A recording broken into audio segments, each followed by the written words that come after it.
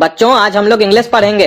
अरे मास्टर साहब 10 दिन से तो इंग्लिश ही पढ़ रहे हैं, ना आपको पढ़ाने आ रहा है ना हम लोग को समझ में आ रहा है। क्या पढ़ाते हैं आप? अरे चुप रहो, समय लगेगा। प्रिंसिपल साहब हमको बताए हैं तुम लोग को इंग्लिश का ए भी नहीं आता है। अरे देखो कैसा बुड़बक मास्टर है, बोल रहा है इंग्लिश का ए भी नहीं आता है। इंग्लिश में ए होता कहाँ है जो आएगा? गोरा कद्दू तुम बताओ रे मास्टर को स्पेलिंग इंग्लिश का। मास्टर जी इंग्लिश का स्पेलिंग होता है ENGLISH, तो ए इसमें कहाँ आता है? ज्यादा बकवास मत करो तुम लोग। आज हम लोग सीखेंगे इंग्लिश में कैसे बोला जाता है।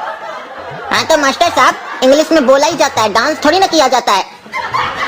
अरे आप लोग हमारा बात क्यों नहीं सुन रहे हैं? बीच में काहे टोक रहे हैं?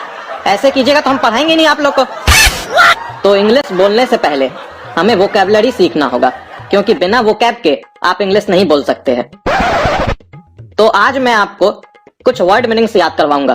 तो सबसे पहले मुझे ये बताइए, जब आपको कोई कार्य आसान लगता है तो उसके लिए आप अंग्रेजी में सामने वाले को क्या बोलते हैं? सर हमको इतना अंग्रेजी आता है, हम उस वक्त बोलते हैं इट्स वेरी इजी। हाँ, जो तुमने बोला ये बिल्कुल सही है, लेकिन ये कॉमन है, बहुत ही सरल है, ये तो सब बोलते हैं।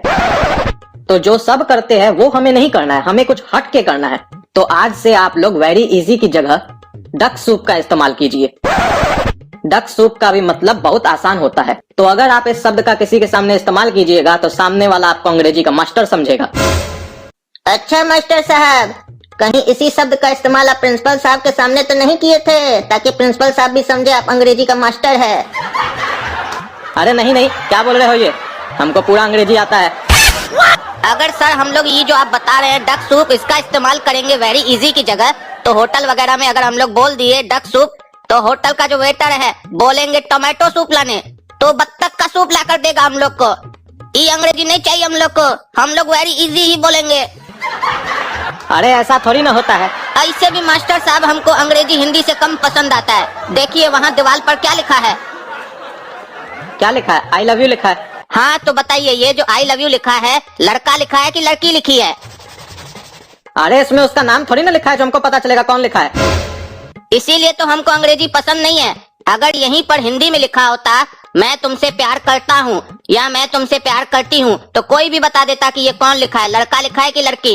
अंग्रेजी में पता ही नहीं चलता है कौन लिखा है। अरे ये बात तो तुम बहुत ही अच्छा बोला, हम तो इस बारे में कभी सोचे ही नहीं थे। सर कुछ भी सोचने के लिए बुद्धि का जरूरत होता है, जो हमारे पास है। तो तुम्हारा कहने का क्या मतलब है? हमारे पास बुद्धि नहीं है? अगर होता तो हमसे पहले आप सोचते ना, नहीं है तभी ना नहीं सोचे। हमको इस बात का खुशी है कि 10 दिन में आप हम लोग को कुछ नहीं सिखाए सिवाय डक सूप के, लेकिन हम आपको बहुत बढ़िया चीज सिखा दी है, जिंदगी भर याद रहेगा आपको।